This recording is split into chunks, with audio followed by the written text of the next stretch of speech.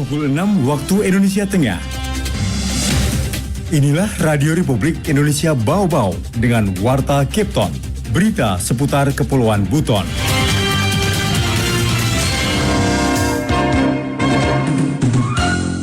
Rangkaian cerita ketabahan dan keikhlasan Ibrahim alaihissalam.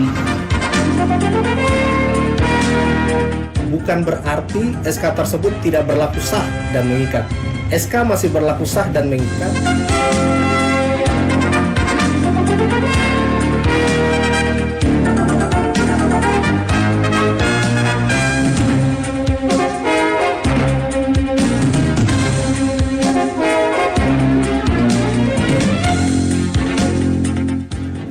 Selamat pagi pendengar, dari Bukit Wali Indah kami sampaikan pokok-pokok berita.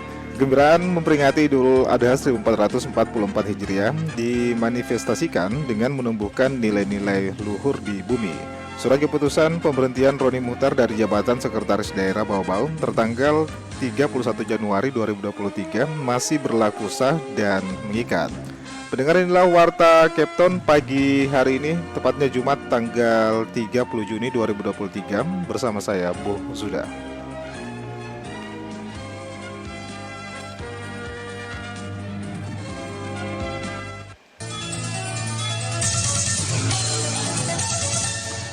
Kita awali penyampaian berita yang pertama. Kegembiraan memperingati Idul Adha 1444 Hijriah dimanifestasikan dengan menumbuhkan nilai-nilai luhur di bumi. Mengenai hal itu, Herul Mulku melaporkan.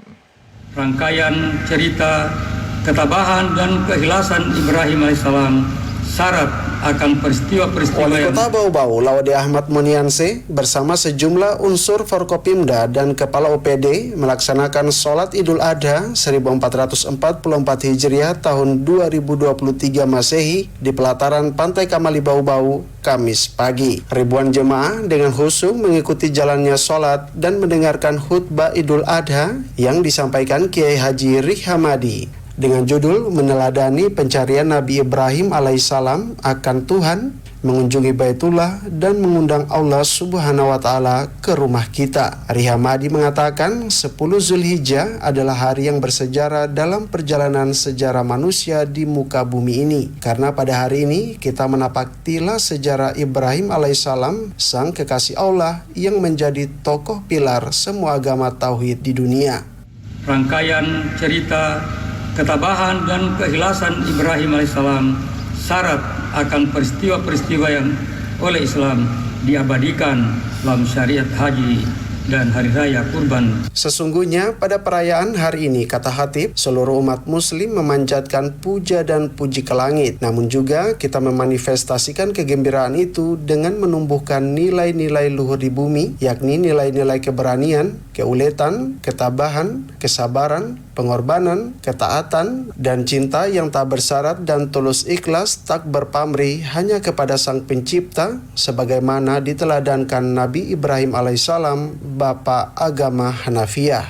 Ibrahim alaihissalam yang menentang tradisi umat zamannya malah mendapatkan perintah melalui mimpi untuk merelakan putranya untuk sebuah upacara pengorbanan. Sesungguhnya mimpi seorang rasul adalah wahyu yang mewajibkan ketaatan, sekalipun yang harus dikorbankan adalah sesuatu yang paling dicintai dalam hidupnya, sang putra yang dikaruniakan kepadanya oleh Tuhan Yang Maha Esa setelah melampaui usia 90 tahun. Pengorbanan tanpa syarat seperti yang dicontohkan dalam kisah Nabi Ibrahim alaihissalam merupakan tunduknya seorang hamba terhadap nilai-nilai luhur yang didasari keimanan kepada Sang Khalik. Untuk itu, dengan napaktilas pengorbanan Ibrahim dan putranya Ismail alaihissalam, kita belajar untuk mengendalikan ego guna menjadi muslim yang sebenar-benarnya, yang selalu mengupayakan maslahat umum dan senantiasa menjauhi kerusakan. Reporter RRI Bau-Bau, Herul Mulku melaporkan. Pendengar, Duta Besar Korea Selatan untuk Indonesia Lee Sang-deok menghadiri pelaksanaan program ESG atau Lingkungan Sosial dan Tata Kelola Pemerintahan oleh Kontra selaku Badan Promosi Perdagangan dan Investasi Pemerintah Republik Korea bertempat di Bau-Bau, Hangul Hakdang, Kelurahan Kadolo, Kecamatan Kokalukuna, Kota Bau-Bau. Adapun program ESG sendiri bertujuan membantu mengembangkan bakat teknologi informasi masa depan pejabat pemerintah Kota Bau-Bau, pengusaha muda, masyarakat dengan mengadakan kelas TI offline. Selain itu untuk meningkatkan efisiensi kerja dan juga mempermudah aktivitas kehidupan sehari-hari melalui donasi lisensi program TI Korea kepada peserta. Usai kegiatan tersebut, Lee Sang-deok bersama rombongan kemudian menggelar pertemuan dengan Wali Kota Bau-Bau Laode Ahmad Monianse yang didampingi PJ Sekda Bau-Bau Siti Munawar dan sejumlah kepala OPD di rumah jabatan Wali Kota. Adapun dalam kesempatan itu, Lee menyampaikan akan lebih mempererat hubungan bilateral dengan Kota Bau-Bau. Anda sedang mendengarkan Warta Kepton, berita seputar Kepulauan Buton. Saudara Kabak Hukum Setda Kota Bau-Bau, Hamsa menegaskan surat keputusan pemberhentian Roni Mutar dari jabatan Sekretaris Daerah Bau-Bau tertanggal 31 Januari 2023 masih berlaku sah dengan mengikat. Mengenai hal itu, Afriansa melaporkan. Bukan berarti SK tersebut tidak berlaku sah dan mengikat. SK masih berlaku sah dan mengikat.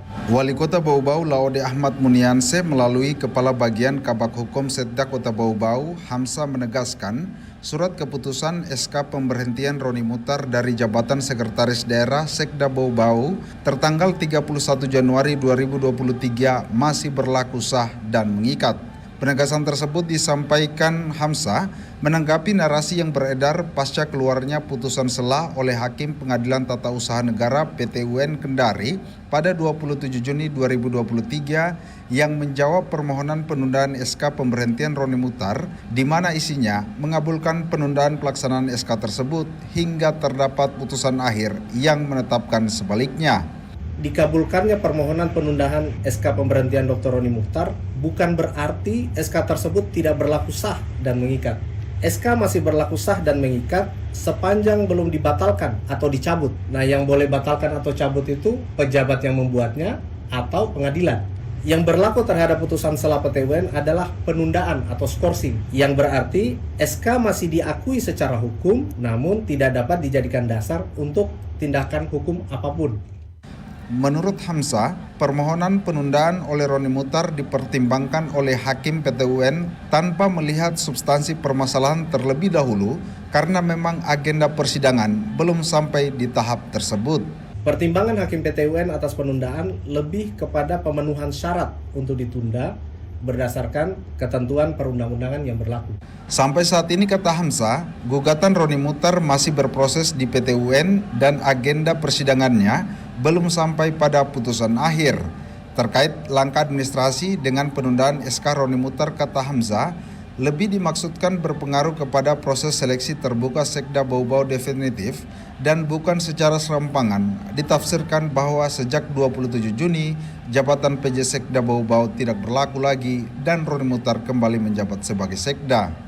Adanya proses PT-UN ini kami di pemerintah sambut baik sebagai proses untuk menguji secara hukum SK tersebut. Sehingga langkah administrasi yang kami lakukan seperti seleksi terbuka Sekda definitif juga akan memiliki kepastian hukum.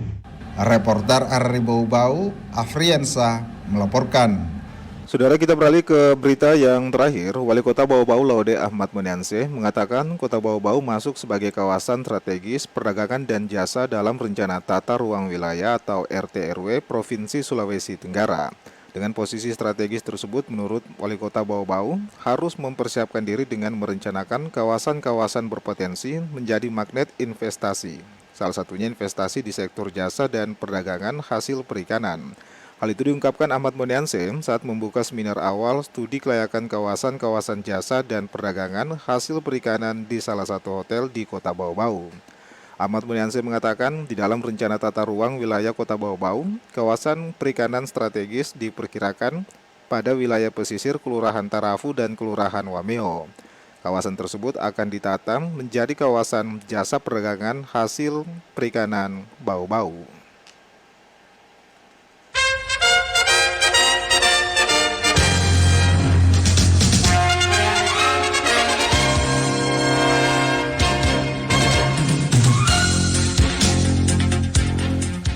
Saudara, sebelum kami akhiri, kembali kami sampaikan pokok-pokok berita. Kegembiraan memperingati Idul Adha 1444 Hijriah dimanifestasikan dengan menumbuhkan nilai-nilai luhur di bumi. Surat keputusan pemberhentian Roni Muchtar dari jabatan Sekretaris Daerah Bau-Bau tertanggal 31 Januari 2023 masih berlaku sah dan mengikat. Pendengar, demikianlah Warta Kepton pagi hari ini. Mewakili kerabat kerja yang bertugas, kami ucapkan terima kasih atas perhatian Anda. Selamat pagi dan selamat beraktivitas.